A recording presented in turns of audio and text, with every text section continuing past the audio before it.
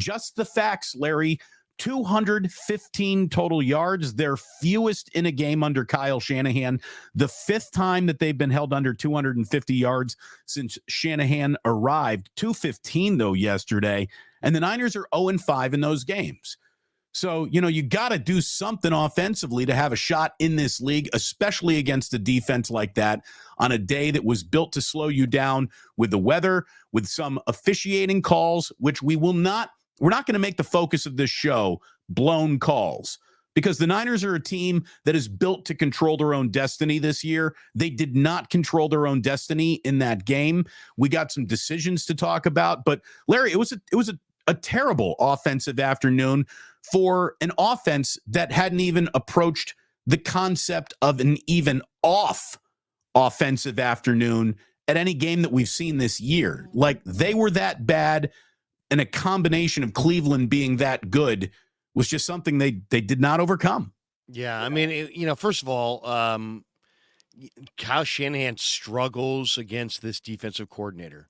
Jim Schwartz is there's something about Coach Ownage, man. There really is. 9-1. 9-1 is what Schwartz is against Shanahan. So, and there were several issues with the offense. One, Purdy was not great. In the first half, he bounced the ball to Ray McLeod. He overthrew CMC, struggled with two wet ball plays. One was a poor throw to Kittle that was off target. The other fell off of his hand mid-throw.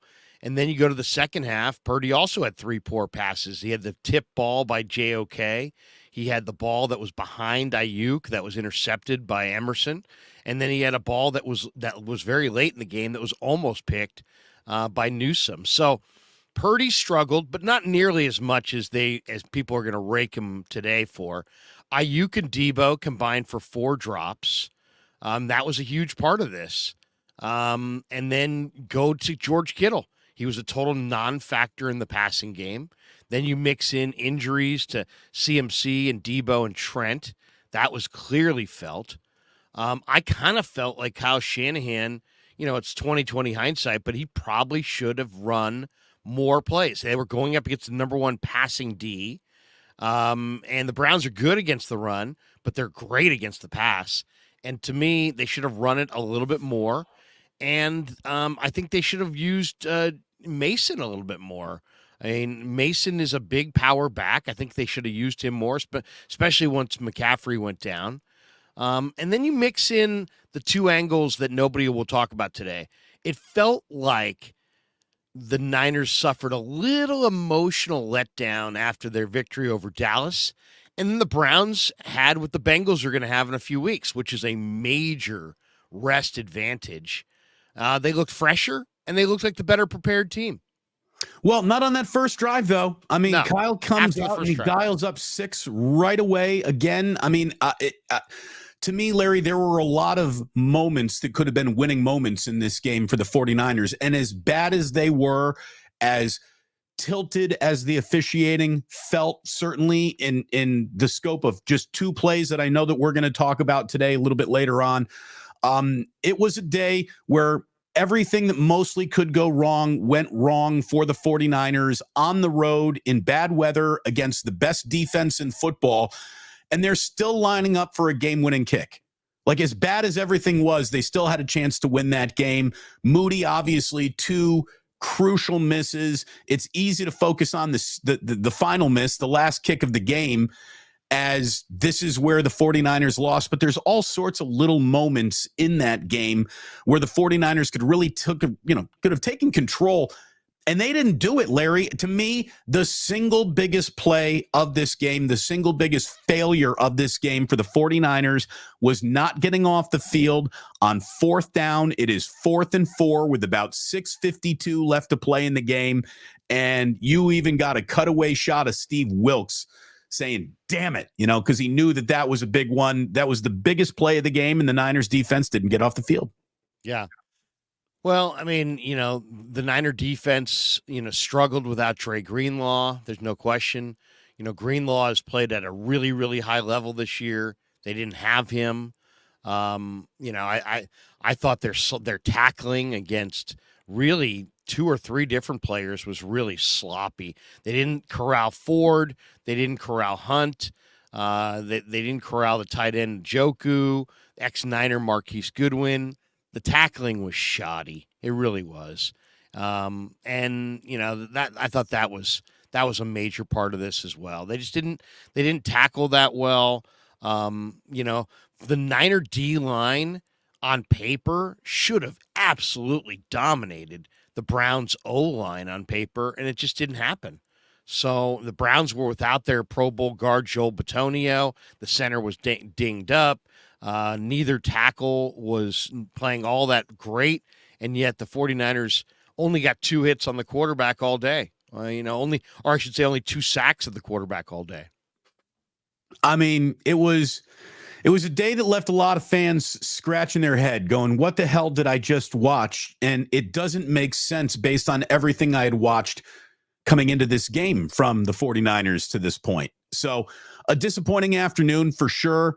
Finger pointing is the name of the game on a Monday after the loss. And you and I'm sure, got some fingers to point at a few moments, a few plays as to what happened. But, as cliche as it is, Larry, it's on to Minnesota.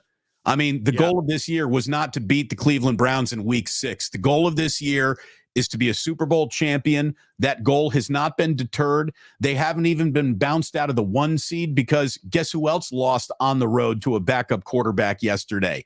The Philadelphia Eagles. So at least the league continued to break around the Niners in a way that was beneficial to them. There's been a lot of that so far. But, a team that is good enough to control its own destiny lost control of a football game. They never really, it looked like they had it early on, but I thought another devastating moment. It didn't feel devastating in real time. It was bad in real time, but it didn't feel like, man, that's going to be a real difference this afternoon.